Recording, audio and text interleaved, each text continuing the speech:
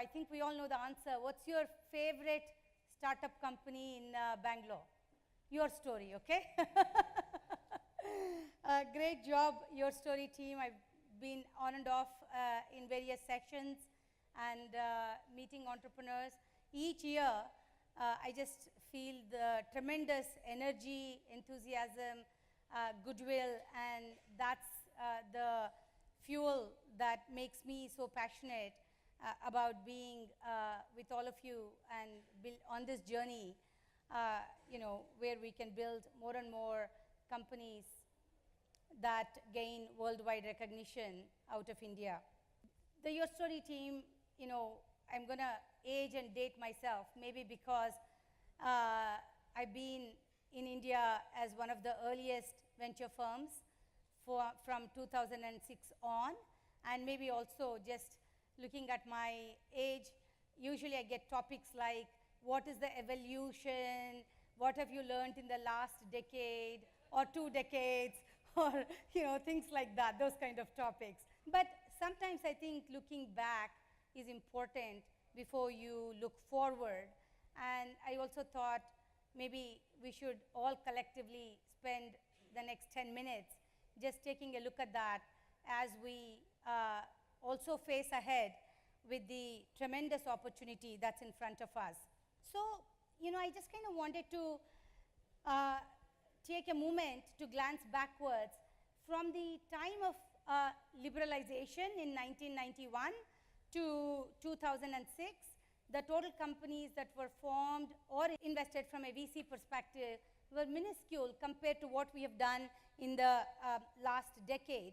Tremendous amount of entrepreneurial energy that has been created in the last decade with 45,000 plus companies that have been founded. And in terms of companies that are funded, this more or less meets the global averages of about 1 to 2% of companies that are founded kind of make it to the point of getting funded. And by the way, though it's a different topic and maybe in a different session we talk about it, I don't necessarily come from the school of thought that every company must be venture funded. In fact, many companies should not go for venture funding, and we won't go into why, when, and how in today's session, but it's something for every entrepreneur to think about. Should I get venture funding? If so, when, and how much, and why? These are probably the most important questions that you will really ask yourself that has a deeper influence on your journey, on your destiny, so to speak. So it's an important question, but we'll table that for a different day and a different discussion. But supposing you do want to raise venture funding, I think it's important to figure out, how do I belong into that small group of companies, 5 to 10% of the companies that will really receive that funding. Later we'll talk about, out of those companies, how then do you need to prepare to be in those companies that actually exit and or create sustainable value. The other thing about the last decade that's I think very interesting is there's a question that's always around that says, is there enough capital in the market? Obviously not every company is getting funded, so you could say there is not enough capital in the market. But my view is contrary to that. I think there is enough capital in the market, and there has been very active engagement and a very healthy and robust ecosystem of investment that has happened. For any ecosystem to survive and succeed and thrive, you need a value chain, and in this case it's a capital chain, like a food chain that has to exist. And we know why without a robust food chain, you can't build that pyramid. So starting with angel investors or seed funds or venture capitalists, PE firms, God forbid hedge funds, mezzanine funds, and then retail capital markets, they all have a role and a place depending on the company's evolution. And I say this because oftentimes there are panels where we are sort of, depending on obviously which frog in the well we are, this is great, but the down below or down above, upstream, are not that important or critical. It's not like that. There is a handover. Your primary school, middle school, high school, whatever, there is a handover to a journey. And it's important to know that and understand that. But what is interesting is the significant amount of growth capital. In fact, if there is one thing that has surprised me in the last decade, in 2006, there were no venture funds at all. And when you came in here, one of the big questions is, if this business model requires a lot of capital because it requires that kind of assets, we could write the first check, sure, we like the entrepreneur, but who's going to write other capital that they're going to need, because that capital doesn't exist. Capital pool didn't exist in India, and you couldn't see clear where you would get that. But what this has shown is, if you have a global capital freely moves, more or less. In our case, since we don't have any too difficult or too stringent regulatory hurdles to that capital coming into India, we should assume that if we build great companies, the capital will flow.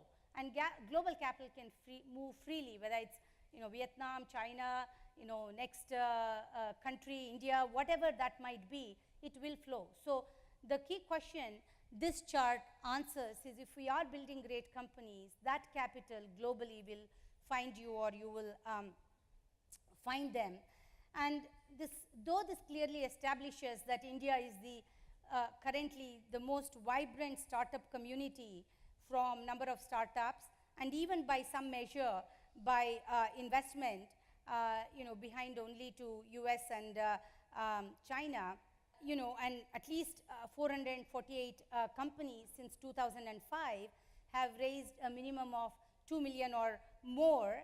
And like I said, there is a vibrant investor base in every pool, be that be angel, seed, early, venture, or PE, or growth. And I think that's an important thing to give confidence that we can move these companies along as they go through the narrower funnel based on their market size, based on their unit economics, based on actual delivered sustainable economics of the business, and to a larger degree also the founder and the leadership that they provide to the companies. The staggering growth capital of 15 billion overall, of course skewed largely to a few companies, which should not be surprising, is actually very encouraging. I think that one of my favorite things that I get, or not so favorite things sometimes, that I get asked about is around participation of women in this whole ecosystem. And the data speaks for itself. Though founders have become more and more sophisticated in fundraising over the last decade, it used to be that in 2006, not that long ago, founders didn't understand necessarily what a term sheet was, or what the clauses were, or what was venture capital. And it was not uncommon to run into founders who sort of didn't understand how this works. Today, that's rarely, if ever, the case at all. So founders are very, very sophisticated about knowing how this works. But consistently, if we look over the last decade, the gender gap has not closed. And it's again an issue for another time and another forum and another platform to really put some deep thought. But overall, there is only 5% of the companies that are funded that have a women co-founder, even not necessarily even the face of the company. And that's one more area, as all of you know, that distinguishes YourStory, and I'm really proud of that. Though one might say that I'm prejudiced because I sit on their board, but I think I sit on their board because I've admired what YourStory has done over the last many years. There's another question that often sometimes, even in India and outside of India, there is a myth that most of the founders are from IIT, IIM, and a very elite group. And I'm looking at data of companies that have actually been funded. And in fact, if you really look at the data, that's not necessarily the case. So I think in that sense, entrepreneurship is really democratized. It is not anywhere globally necessarily that there is a particular resume that prepares you for entrepreneurship better. The forever question, is it nature or nurture that creates somebody to be who they are? It's really, this data, at least the way I look at it, is there is no barrier to who can be an entrepreneur and who can be successful, because it's pretty even on how many companies have been over the last decade, if we look at historical perspective. And I don't necessarily see why this data would be any different going forward, although I think how we get more women to participate in this, because I believe it's important to leverage the full opportunity of India to make that happen, is urgent topic. And for all of you founders or would-be founders, in planning for the diversity of your company, I think to address this proactively is something you could be more conscious about. And then, if we look ahead versus backwards, what do we really have?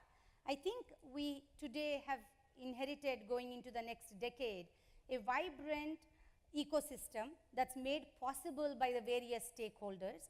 The one stakeholder, obviously, that's not here is the founder themselves, because that's a obvious stakeholder. But for the last decade, there is enough capital that has flown in to India to provide us a lot of interesting and sometimes maybe deeply required lessons. And what this tells me, to hearten me, is that starting with angel investors, who have played a key role in identifying and funding, and more importantly, really mentoring.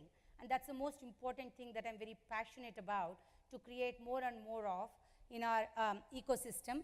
Last I looked, there are 365 active angels who have invested in some capacity this year. And if you go back to a decade ago, that was such an insignificant number.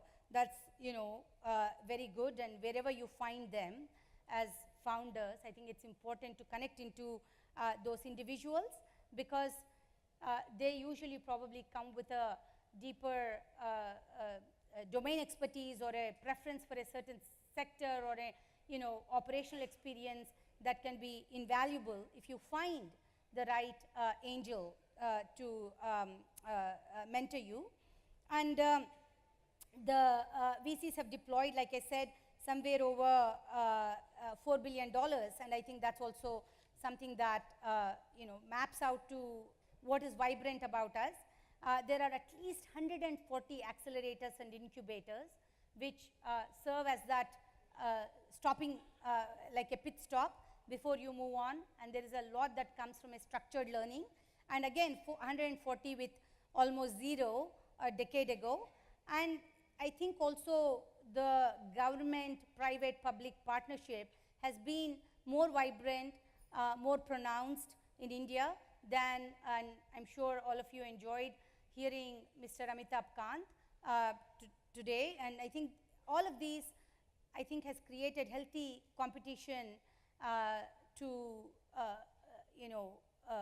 grow companies. And of late, there are a lot of incubators out of universities also. So if you look at what are all the ingredients that have made other markets vibrant, I think all of those ingredients I see today existing in India, and that's really the main point I want to make. So what's the elephant in the room, right? If you look at the companies that are in the 100 million club, so to speak, these are companies that have been, that have raised over $100 million, which is a lot of money, right? There is a significant number of companies that have done that, and maybe the word cloud here is not that legible, but the point was to just say that in the last decade, a number of companies have been able to raise significant capital. So given that, then, what is the, and that gets celebrated, especially by our media a lot, and I think some of you know my views on that. It's a question of what do you celebrate? Do you celebrate your child entering high school, or do you celebrate, what they do as a opportunity that then reaches full fruition? I do think that we celebrate too much funding, which is really not the make of a company. That's just a first step, and I think we should be celebrating more their product successes, their customer success stories, their innovation, their leadership, and rarely do those break out into headline news. And that's something that another point that I feel very strongly about. So we have had companies that have been funded a lot. So the elephant in the room is, but there have not been enough exits. We all know that. And the cycle for all of us here on this journey, because we are together in this, is really a virtuous cycle. Money goes in, money has to come out for more money to go in, right? And in that, we all share a collective obligation, really, and responsibility to make that happen. So the growth of exits in the last decade, though a lot of capital has gone in, has really been very anemic, and the total value that has been created, if you take this amount and take out 2 or 3 companies, has been insignificant. And in fact, outside of India, this is the number one question to say, what will change in the next decade, and what do you see when you look back to why this has been the case, and will this really change in the next decade for India? And I really think that is a big question each of us need to address. And that again by itself could be a different conversation. But I think if there is a wish list that I have, I think the risk taking, not to just start a company, but to want to have a goal to build something that stands at a very high benchmark. And you have to ask yourself, can I be a Bezos who's driven not by the exit of the company, but by really creating a platform that's once in a lifetime generational opportunity? And we just don't have that yet as a proof point to hold our head high and say, yeah, we did that too in India. And that's really my sort of early New Year wish, if you will, or what I want to look for in the next decade. And I would invite open conversation and dialogue on what will it take for us all to do that in a collaborative way. And if we don't collectively think about why we don't have as many exits, and there's no simple silver bullet answers to any problem, okay? But if we don't collectively think about why it's not, and I think we will fail in optimizing fully the opportunity that I truly believe India presents itself. And this will require deep, open, transparent, and perhaps sometimes difficult dialogues to be had among many stakeholders. And it'll require a lot of emotional maturity, and it'll require big, bold vision. It'll require taking leapfrog risks, and it'll require selling and proving the India opportunity, more and more. The 3 points that I think about really is, I do think we are kind of at a fork in the road today, and as we look at the next decade, the top on the list for me is, what is the ingredients that need to go in that allows over a period of time exits to happen? How do you create alignment among the various shareholders that can make this work? It's not a taboo for the entrepreneur to want to continue his journey. It's also not a taboo for your investor to need to exit. And facilitating that and having a deep commitment to creating shareholder value as also a cap in the feather and a matter of pride in your journey as an entrepreneur is really something that should be important, and I know is important, and we have to make that come to fruition. The second thing really is from an entrepreneurial culture, and we talked about that a little bit.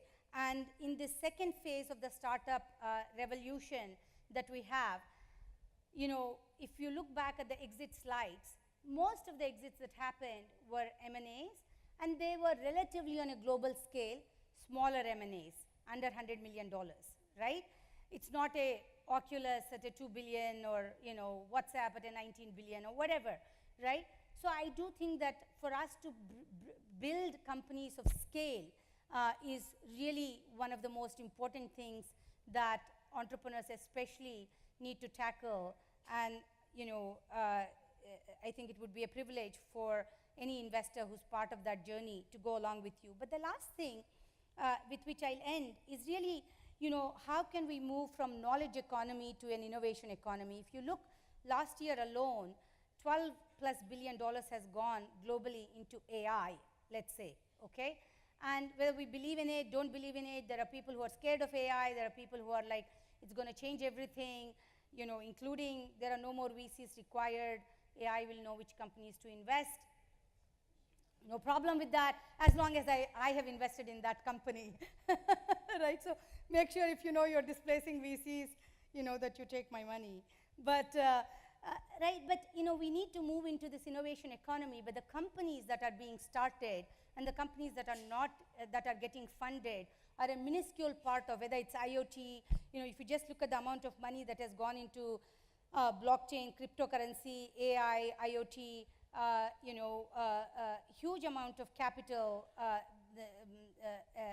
but a minuscule portion of that into Indian startups. And unless we move into the innovation economy companies from founding versus the most often when an entrepreneur comes, they say, I'm like the WhatsApp off or Google off or Alibaba off or something else off, right?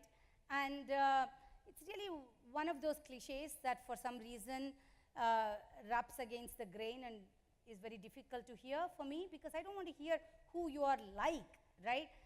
Somebody else should become like you, right? So at least I gave you one tip when you come to Kalaari to not say, okay? Giving away our secrets. So I think we as a collective startup ecosystem need to gear up for this opportunity and innovation economy. And I'm an optimist like you, otherwise I couldn't be doing my job every day. So I'm really excited for the next decade to be part of this journey.